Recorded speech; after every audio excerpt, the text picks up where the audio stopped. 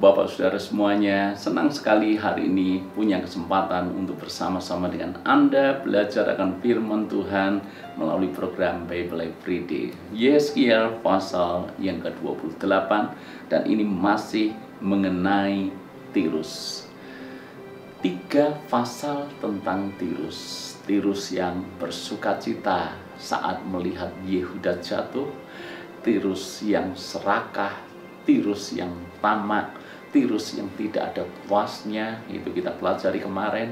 Dan hari ini masih tentang Tirus, khususnya tentang Raja Tirus. Dan ini merupakan ayat-ayat penting, ayat-ayat menarik yang kita perlu pelajari sama-sama. Apa dosa Tirus yang berikutnya? Mari kita sama-sama lihat di dalam ayat yang pertama dan seterusnya. Maka datanglah firman Tuhan kepadaku, hai anak manusia, katakanlah kepada Raja Tirus, beginilah firman Tuhan Allah, karena engkau menjadi tinggi hati, dan engkau berkata, aku adalah Allah, aku duduk di atas tahta Allah, di tengah-tengah lautan, padahal engkau adalah manusia, bukanlah Allah, walau hatimu menempatkan diri sama dengan Allah. Dosa berikutnya adalah Tirus menjadi sombong. Raja Tirus bahkan menempatkan dirinya seolah-olah dia adalah Allah. Dia berkata, aku adalah Allah, dan dia mau duduk di tahta Allah. Kenapa? Memang di ayat yang ketiga dikatakan, memang hikmatmu melebihi hikmat Daniel. Daniel itu hikmatnya sudah luar biasa. Tapi firman Tuhan sendiri bahkan mengatakan bahwa hikmat daripada Tirus melebihi Daniel. Tiada rahasia yang terlindung bagimu. Ayat yang ke-6, oleh sebab itu beginilah firman Tuhan Allah, karena hatimu menempatkan diri sama dengan Allah. Jadi Tirus ini hebat, Tirus ini pintar, hikmatnya bahkan melebihi Daniel. Masalahnya adalah dia menjadi sombong. Bahkan dia tidak hanya tamak secara ekonomi, tamak secara kekayaan, tapi dia juga tamak secara kedudukan, karena dia menempatkan dirinya seolah-olah dia adalah Allah.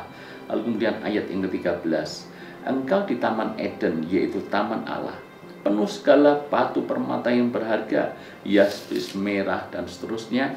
Ayat ke-14, kuberikan tempatmu di kerub yang berjaga, di gunung kudus Allah engkau berada dan berjalan-jalan di tengah batu-batu yang bercahaya. Engkau tak bercela di dalam tingkah lakumu sejak hari penciptaanmu. Dengan dagangmu yang besar, engkau penuh dengan kekerasan dan engkau berbuat dosa. Maka kubuangkan engkau dari gunung Allah, dan kerub yang berjaga membinasakan engkau dari tengah batu-batu yang bercahaya. Maka seringkali Tirus ini digambarkan dia adalah iblis, dia adalah malaikat yang memberontak kepada Tuhan dan akhirnya dibuang oleh Tuhan. Seringkali kita dengar nama Lucifer. Ini adalah penggambaran yang kita jumpai di Yeskiel pasal ke-28. Karena dikatakan berada di Taman Eden, yaitu di Taman Allah, penuh dengan segala permata. Kemudian kuberikan tempatmu dekat kerub yang berjaga di gunung kudus Allah, engkau berada dan berjalan-jalan. Ini merupakan gambaran daripada Lucifer.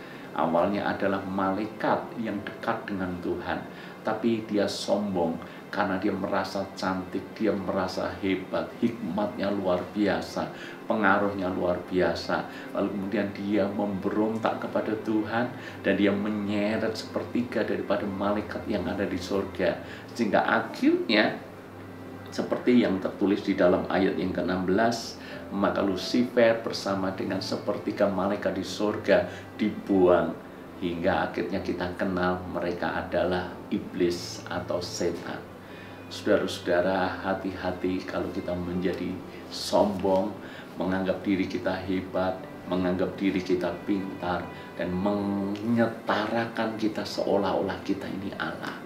Bagaimanapun kita ini manusia yang sangat terbatas. Jangan sombong dan kita menjadikan diri kita Tuhan. Hati-hati, karena hari-hari ini banyak orang dengan kekayaannya, dia seolah menjadi dewa bagi orang-orang lain. Banyak orang karena kedudukannya seolah-olah dia ini Tuhan yang bisa menentukan kehidupan orang lain dengan posisi yang dia punya. Dan kemudian dia menjadi sombong akan semuanya itu. Ini menjadi pengingat buat kita semuanya. Bahkan malaikat yang memberontak kepada Tuhan awalnya adalah malaikat yang bersama-sama dengan Tuhan. Tapi karena tidak bisa jaga hati, akhirnya menjadi sombong, akhirnya bahkan memberontak dan dibuang. Hati-hati, yang namanya kesombongan itu tidak langsung muncul dengan tiba-tiba. Makanya kita perlu jaga hati, supaya benih-benih kesombongan kalau sedikit mulai muncul, mari kita tebas benih itu, mari kita bakar benih itu, mari kita cabut benih-benih itu. Belajar untuk terus rendah hati. Saya membayangkan seandainya Lucifer rendah hati, tentu tidak pernah kita mengenal nama iblis, tentu kita tidak pernah mengenal nama setan. Maka hari ini menjadi pengingat buat kita, dimanapun posisi Anda sekarang, tidak harusnya kita sombong. Justru kita harus belajar semakin rendah hati. Semakin dipercaya Tuhan besar, semakin rendah hati. Semakin diangkat Tuhan tinggi, semakin rendah hati. Dan hidup ini semakin menjadi berkat bagi orang lebih banyak lagi. Tuhan berkati.